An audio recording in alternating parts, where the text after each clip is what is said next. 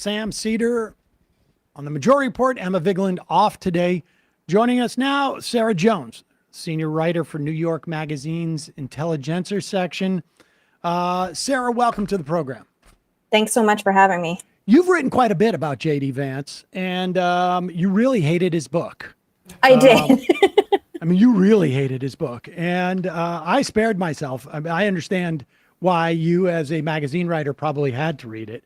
When it came out, somehow avoided not just reading it, but I avoided most of the talk around him. I wasn't terribly interested. Let's just start with that. We'll go from there, sort of like he created an image for himself. I mean, there was some basis for it. But then let's go into his ideology, because in my estimation, and I had predicted that Trump would pick him basically because he comes with a lot of money. Mm-hmm. But my estimation, he is also the scariest of people to be vice president. But let's first start with his hillbilly memoir. Right. So it came out in 2016, and very quickly it became, I think as Ezra Klein called it, the book of the election cycle, and Vance was everywhere. And I remember I was writing for the New Republic and was curious about it because I myself am from Appalachia, and it has hillbilly in the title, and everyone's talking about J.D. Vance. So what's this book about? And so I read it, and, it had gotten quite the rapturous response, I think, not just from conservatives, but from liberals in the press. And I was horrified by it. I thought it was deeply reactionary. It repackaged some of the worst stereotypes about the working poor in general, but especially about Appalachia, where he spent summers as a child. I remember there's this one anecdote about Mountain Dew mouth in the region, and how, the hillbillies are just guzzling so much soda, they've rotted their teeth out. And they're very angry when you point that out. But to kind of illustrate the general thrust of the book, there was nothing about maybe access to dental care or poverty in the region and how that could be a factor in people's, dental issues. And that was really kind of carried through as a theme throughout the book. We should say that he grew up in suburban Cincinnati, is my understanding. Right. Yes. And, and he summered in Appalachia, I guess. But this is sort of like classic libertarian. It's so quasi-libertarian and movement conservatism, right? I mean, this is this is old school stuff, like pull yourself up by your bootstraps, personal responsibility type of stuff. This is Paul Ryan shaming, telling fake stories about kids showing up at school and getting free lunches and how it doesn't help them. They'd rather have a brown bag lunch. I mean, this is just sort of like repackaged pablum, but it just happened to be about A, in terms of the timing with the rise of Donald Trump, and B, about an area of the country that I think is has unique appeal, because it's always been, for 100 years plus, the lowest income part of the country. Right. And to Vance, as you pointed out, I read it as a typical pull yourself up by your bootstraps narrative too. And it was mostly because it sort of treats poverty as the result of learned behaviors or an internalized pathology, which is a very old idea. We've heard it for a long time, not just from the right, but I think from liberals occasionally as well. And the Moynihan report, for instance. Exactly. And he's pushed back against that characterization of the book, but I don't put much stock in that myself. All right. So he comes out, and we should say, when he writes this, where was he? Because he went to Yale Law School and he graduated in when did he graduate Yale Law School? Let's just give it some of the bio, his timeline, because I know he served in the military as a correspondent of sorts, and then does he go to law school after the military? And that's where he meets Peter Thiel. He went to Ohio State for a couple years first, graduated early, I think in 2009, but I'm not entirely certain about that. And then he did go to Yale Law, and that's where he really gets plugged into this elite world that he's been part of ever since. He approaches Peter Thiel, if I remember correctly, after a talk, and goes up, and then ultimately gets a job with Peter Thiel in his venture capitalist outfit. Right. And I think that's so telling. You come from this background assuming, hillbilly elegy isn't embellished in any way. And what do? But you become a venture capitalist. Like, you're not doing public interest law or something like that. You immediately get plugged in with Peter Thiel, who's always been so hostile to the very notion of liberal democracy, to women's rights, to LGBT, you name it.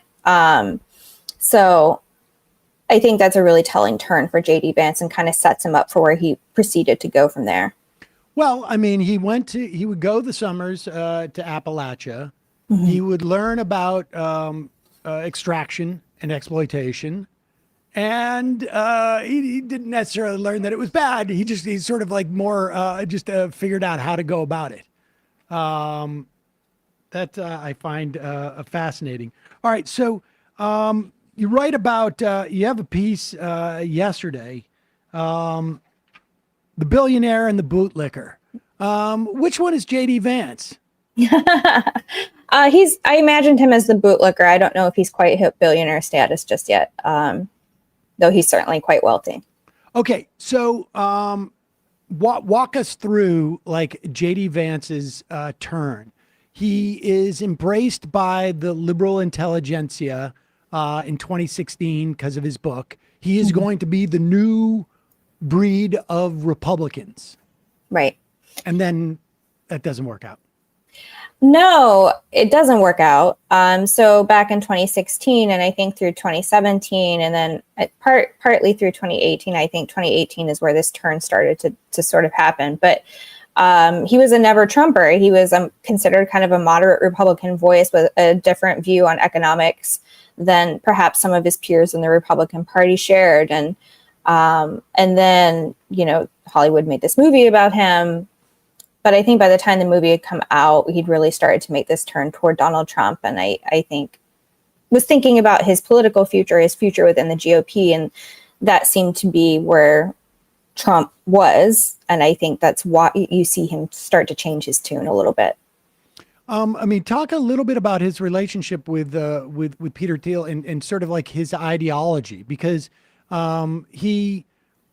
there's a wonderful moment we played with when he went down to the picket lines outside of Cincinnati, and Marcy Kaptur said, "Your first time here?" And he's like, "Yep." And she's like, "Okay, well, thank you for showing me." Point being, he knows, like he's quite good at putting his finger up in the air and knowing where he has to go. And but he was really sort of like Tucker Carlson, Elon Musk, and Peter Thiel seem to be the guys who have been like his doulas into this vice presidency. Give us a sense of what's going on there. Yeah, I think there was some reporting in the New York Times to that effect, that a lot of these tech guys were among some of his biggest backers. And it's no surprise, really. As you said, he did work for Peter Thiel at Mithril Capital as a venture capitalist. Thiel blurbed the book, was a big supporter of Vance, has been for years. And I think that's quite telling if you know anything about Peter Thiel's politics. I think I described him as a liberal just now, and I think maybe that's understating it quite a bit. Peter Thiel is illiberal there's a wonderful piece from just a couple of years ago that John Gantz wrote, The Enigma of Peter Thiel. And then the subheading is, there is no enigma. He's a fascist. Yeah.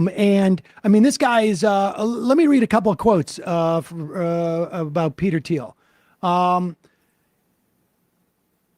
an essay for the Cato Institute, Thiel once wrote, quote, "I no longer believe that freedom and democracy are compatible." He goes on to say, if you empower the demos, it'll eventually vote for restrictions on the power of capitalists. He writes, quote, "Since 1920, the vast increase in welfare beneficiaries and the extension of the franchise to women, two constituencies that are notoriously tough for libertarians, have rendered the notion of capitalist democracy into an oxymoron." He really has a problem, Peter Thiel does, with women, about 50% of the population, as a baseline, participating in the governance of the country or a society, because it inhibits people like him's ability to make more money.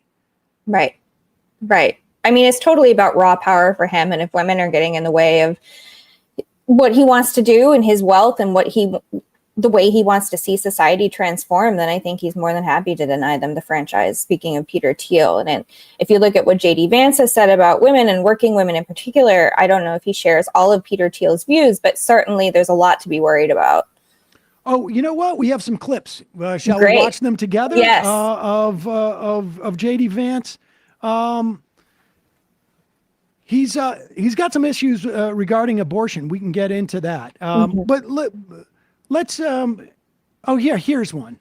This one I think gives you a sense of like how much freedom he believes that women should have in a society. This is in 2021. He's at a high school in Southern California, at the Pacifica Christian High School. This is the other sort of like I think appreciated aspect of Vance. We just had Brad Onishi on, and we were talking about the Supreme Court.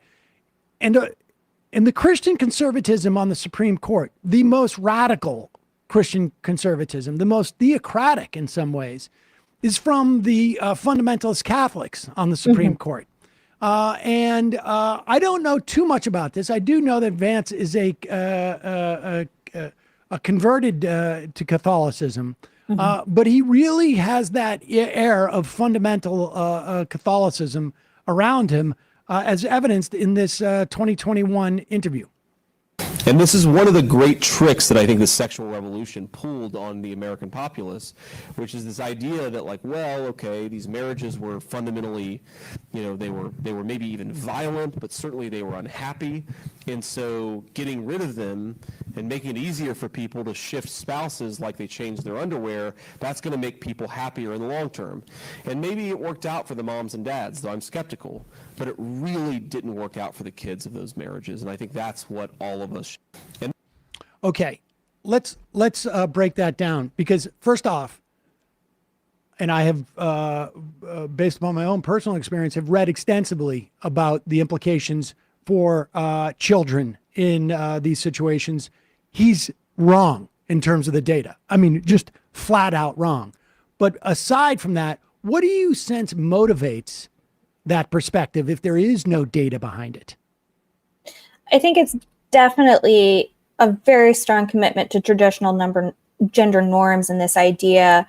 If you look closely at kind of things that he said in the past and read in between the lines here and there, I think even though he's married to a woman who works, is quite skeptical of women in the workforce and is very supportive of this notion that, there should be a parent staying at home, and very often who is filling that role, it's women. And I think he's really hostile to the idea of feminism in particular, but, sort of broadly the notion of progress for women that's sort of seen them enter the workforce in greater numbers. Yeah, this idea that women can get divorced. I mean, this is Steven Crowder territory we're going into, but the idea that women can get divorced.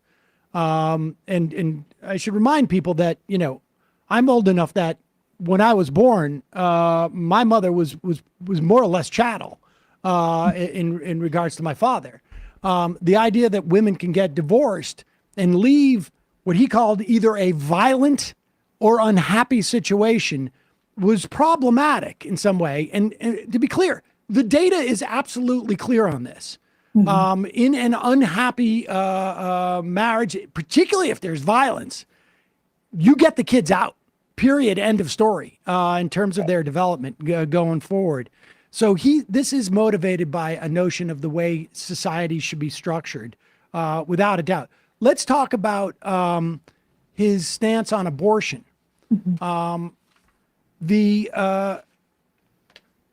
Here he is in an interview with a local news network in Columbus, Ohio. This is back in September 2021. This must be around the time where he decides, because we got a lot of footage from this era, where he decides like, I've got to let my freak flag fly here, because this is where the future of the party is. And incidentally, it's also in that New York Times piece when Peter Thiel took Vance down to Mar-a-Lago and said, we got to patch things up with Donald Trump because it looks like he may be running again. Here is JD Vance with that local Columbus news station in 2021, Spectrum News 1. I think two wrongs don't make a right. At the end of the day, we're talking about an unborn baby. What kind of society do we want to have? A society Pause that it for looks one at second. unborn I'm sorry. babies. I should say he's talking about whether there should be an exception in the case of rape on abortion. That's why he starts off and incest. That's why he starts off with two wrongs don't make a right.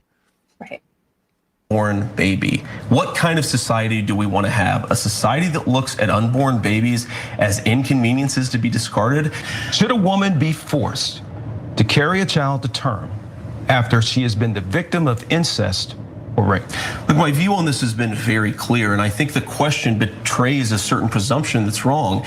It's not whether a woman should be forced to bring a child to term, it's whether a child should be allowed to live, even though the circumstances of that child's birth are somehow inconvenient or a problem to the society. The question really to me is about the baby. We want women to have opportunities, we want women to have choices, but above all, we want women and young boys in the womb to have the right to life.